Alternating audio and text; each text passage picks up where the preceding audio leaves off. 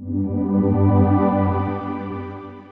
সংবিধান ৭২-এর মুজিববাদী সংবিধান। এই সংবিধান ভারতের নির্দেশনায় রচিত। শেখ মুজিবের আমলে বাংলাদেশের মানুষকে দমন করার জন্য, ভারতীয় আধিপত্যবাদের সামনে মাথা নত করার জন্য সংবিধান। এটা ধানের শীষের সংবিধান না, এটা ৭২-এর মুজিববাদী সংবিধান। যেই সংবিধানকে পরবর্তীতে সংশোধন করতে করতে করতে মুজিববাদের জায়গায় হাসিনাবাদের সংবিধান বানানো হয়েছিল।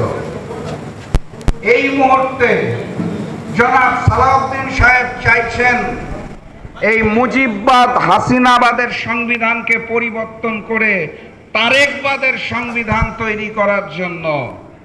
আমি তাদেরকে স্পষ্ট ভাষায় জানিয়ে দিতে চাই, ২৪-এর গণ অভ্যুত্থান পরবর্তী বাংলাদেশে আইনের দোহাই দিয়ে, সংবিধানের দোহাই দিয়ে, শিলং লন্ডনের দোহাই দিয়ে আধিপত্যবাদের সামনে মাথা নত করে বাংলাদেশের মানুষকে যদি জুলাইকে অস্বীকার করতে বলেন, তাহলে আমরা প্রস্তুত নই।